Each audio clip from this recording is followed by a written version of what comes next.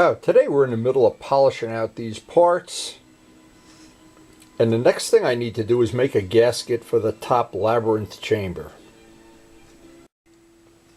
And I thought, since this is part of this project that we're working on, this series of videos, I guess it would be a good idea to make this a separate little video, just so that the videos don't tend to get too long. Now, and the whole idea of keeping the videos to a reasonable size and length, of course, certain things like the valve adjustment, I wanted to get the whole thing on one video. So as I start this morning, and this is a great little tip, a small tip. We have to make a gasket up for this. Gasket is not available at Motorcycle Mall, but what else is new? So I did manage to get the gasket that goes in between here from Pete. That's good because that's a difficult gasket to make. But this labyrinth gasket, and it's not as easy as it looks. It's not as simple as it looks. But what I wanted to do, I know a lot of people don't totally, they're at the mercy of the bike dealer when it comes to gaskets. Well, what I'm going to do is, over the years I've made a lot of gaskets, and I'll try to share a little bit that I've learned. Now, there's a couple of issues with gaskets. The whole idea of a gasket is this would take up the gap because these two parts are not machined perfectly. And you can see this gasket is now officially 36 years old. And it's served its purpose pretty well. And I really can't complain. But here's the problem. The motorcycle dealers don't typically stock parts for 40-year-old, 35-year-old motorcycles. And even if they did, this gasket that they had in stock might be 35 years old. Now, I learned the hard way when I bought the RD. I needed to get some gaskets. I went down to the local bike dealer who didn't have any. I found some on the internet. And when I got them, there was only one problem with them.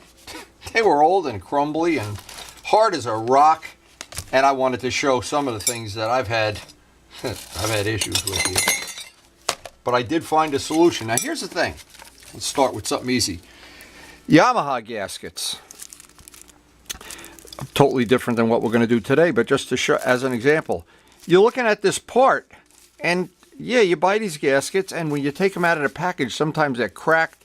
They're harder than cardboard. So what I typically use these for is patterns more than anything else. A lot of the other gaskets, you buy them and, well, in this one here, it looks like it's already going to be cracked soon. So, and the worst one, I remember this. This is really funny. Not that funny for me. I needed to get the side cover gasket. I had put a clutch in the RD. And what happened is I bought a gasket. It didn't seal. It absolutely, no matter, I torqued the bolts, loosened them, torqued them. It would always drip and drool. Then I realized I took the gasket out. The gasket itself was defective. It was rock hard. So I decided, and this was, I think it was Luciano's idea, but it could be somebody else's. I don't really know. And it's not important.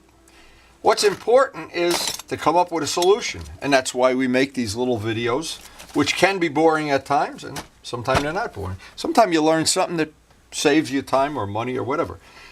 Here's the whole point of everything. They sell this material relatively inexpensive in AutoZone and Pep Boys and every place. And what they do, because there's a quick turnover of material, you don't get it all dried up and cracked and 100 years old and whatever. But relatively inexpensive. But now there's a problem. When you go to make a gasket, a lot of people, if they were to go to make this gasket, for instance, an RD gasket, to make those holes, almost impossible with a razor blade. You need a hole cutter. I'm going to show how to make a hole cutter for about 50 cents. That'll work every time. When you cut these, it's also a good idea to have a cutting pad. A cutting pad is a thing you can buy in any hobby shop, any Michael's craft supply. Again, all these things relatively inexpensive. But now, once you're done and you have these like $2 worth of tools and probably a couple of dollars worth of material, any gasket that you can find, you can make a very nice copy of. And probably this gasket, if I remember right, these were expensive too. And that's the worst of all worlds, when you have expensive stuff that doesn't work real well. So this is step one. The hardest part of cutting any gasket out, the hardest part, is cutting the holes nice and neat. If you can't cut them nice and neat, the gasket is sloppy. And this is the way I've found, and there's obviously tools you can buy, commercial tools. These pieces of tubing are under $1 each. You can buy one of every size you think you might need. And I have a nice selection of them here. These are really old. They've been used a lot. Real simple. I'll take this one as an example. I want to find out what size hole I want to cut. This one's a little small. This one's a little small. But we do have one, and that's the one we need. So to make any gasket, you have a piece of this. It's called K&S tubing, available in hobby shops, and it's telescoping. That means one piece fits in the other. So for probably $10, you can get a supply. You make trombones if you want. But anyway, the first step is, and I've done this here, but I've already used it so many times, I'm going to resharpen it. You can even do this by hand if you don't have a grindstone available. It starts out with it's relatively flat on the end. Not a critical angle, but just real slowly turn it in your hand.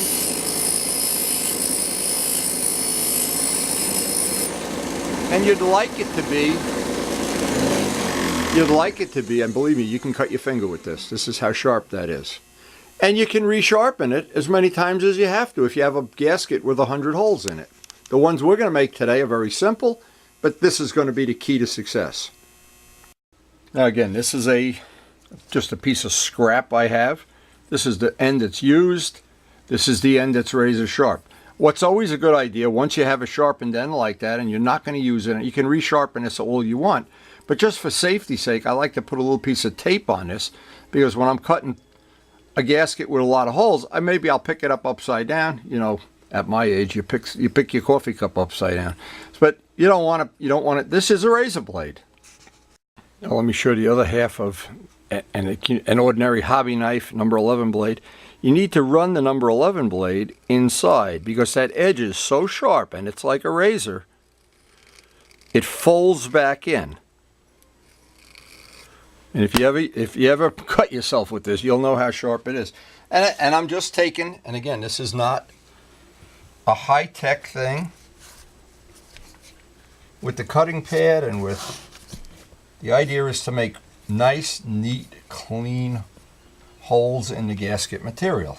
The healing pad heals itself. You don't ever have to worry about cutting that. Once it comes through,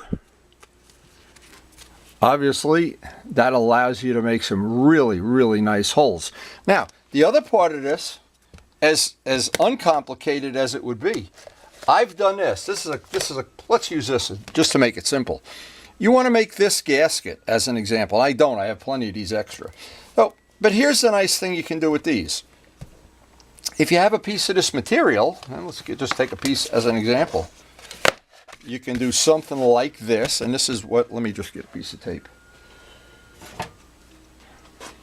Again, this is, sometimes a little tip like this can really save your bacon, because you really, for these antique bikes, you know, sure, if you got a 2-year-old bike, just go down to a dealer and buy gaskets. But as you get these older and older bikes, you have to be a little creative sometimes. Now, what this does, this holds it in place while I would cut the three, and always cut the holes first. The first step is always to cut the holes. Then the second step is to get a brand new, now I don't have a new number 11 blade in this knife, a brand new razor to cut that material. Now the other step is, of course, you want to cut the inside and outside. And what really helps is to have a brand new razor blade. Without a brand new razor blade, very difficult to cut this material, to cut any material. Or you get a ratty cut. So if I were making this piece, and again, I'm just doing this as an example. Now I can make pretty much any shape I want. I can make the holes, I can put them in place, I use the gasket, or in this case, make another example. This part doesn't have a gasket, but just for an idea of how I would go about, if, like on an RD, this is a part that's sealed. So I want to make this part.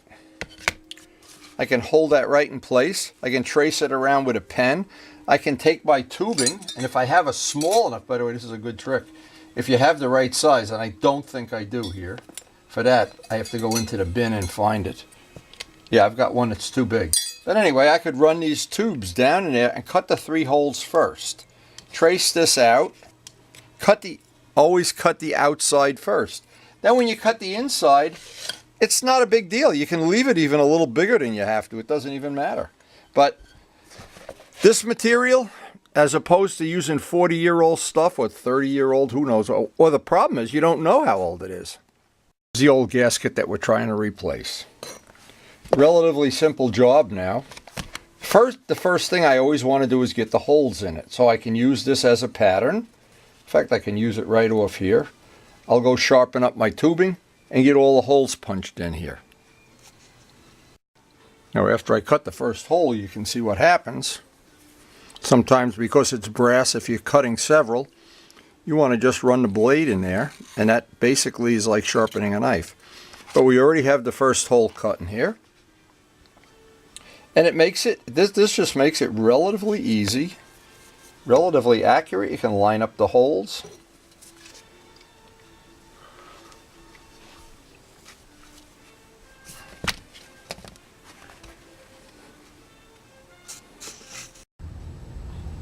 Now the key to all this, and this is what I always do, I always take a couple of brand new razor blades out, because they do go dull cutting this material.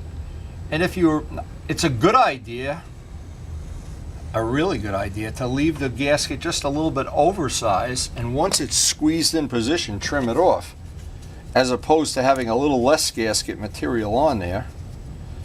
You know, this blade is already getting dull as I say that, but even the other side is dull. So no substitute for just using new blades.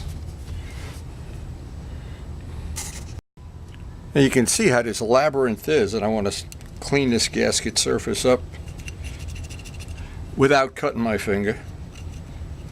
And sometimes you can just drag the blade on there.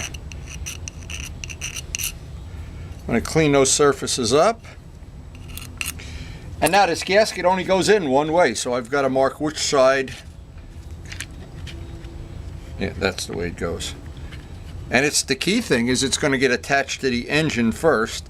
I'm going to grease the gasket when I actually install it, and I've left it a little oversized and all around the edge. If I want to, I could take a brand new razor and just trim it off. So we have a nice clean gasket surface to work off. Of course, we'll do the same thing just before we install it. That part still has to be cleaned, probably on the next session. Now it's pretty funny that a couple of suggestions. Again, the whole idea of this is just share some ideas and tips for those of us in the backyard mechanic category. Now, I've looked at this carefully to make sure this only goes in one way. The flat side, and I've got to look because I can tell by the impressions, this side goes up. That's because that's where all the impressions are. So I want to make sure I have this exactly right. Okay, because it's not symmetrical. Okay, so that's the side. And boy, that is nice and accurate. Wow. Wow, that is, I'm impressed. Anyway, I marked it, which is the cover side when we actually come to install that, which will probably be tomorrow. Now I've worked around, and I guess I've shared this with people all through the years. I work in bits and pieces. I don't have full dedicated days to do things. I have hours in the morning, a couple hours in the afternoon. Sometimes I work late at night, or I get up early in the morning, but I do it in little blocks. The reason is I have a lot of other stuff going on in my life, and today's no example. Today's the day we're going to go pick up the baby, make Legos, but then because I've made this gasket, I have this gasket made ahead of time. I'm all prepped up for the next day I get to work on this, which is going to be tomorrow. Hopefully get this all assembled and back on the motorcycle. So there's actually going to be 5 total videos in this set: the bolt map, the valve job, the polishing, the gasket, and the reassembly. And if you've enjoyed this one, you might enjoy the other ones. They're all out on our channel, Windy Space U. And I never regret the time I spend with my grandson. If I had a garage full of brand new motorcycles, it wouldn't take the place of the time I spend with him. And to be honest, sometimes he abuses me, but but it's still part of our life and part of the life we share with you as one of our friends. Hope you've enjoyed the video, and of course share it with your friends. And it's just really hard to imagine having more fun than the fun we've had with these old motorcycles. But tomorrow we'll get to put it all back together, and hopefully it'll start right up. Anyway, again, thanks for watching.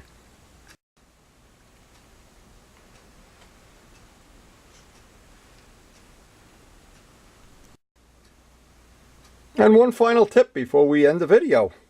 As making these gaskets, of course, I failed to somehow include, I always have these dedicated buckets out in my shop, my garage. I try to keep things, all my gasket stuff, all my stuff for changing tires, all my stuff for doing valve adjustments or whatever, in dedicated, and I'm hoping, it's the whole idea of everything we do, just to pass on information. Again, thanks for watching. Is that the biggest one ever? Oh, how big is that? Don't knock it over, whatever you do. Wow. Uh-oh, it doesn't look stable to me. I'm gonna have to owe you one. You're gonna owe me one? What are you gonna? I thought you were gonna help me work on a motorcycle today. Not today? Look. Wow, we didn't do much today. Another day of deconstruction and reconstruction.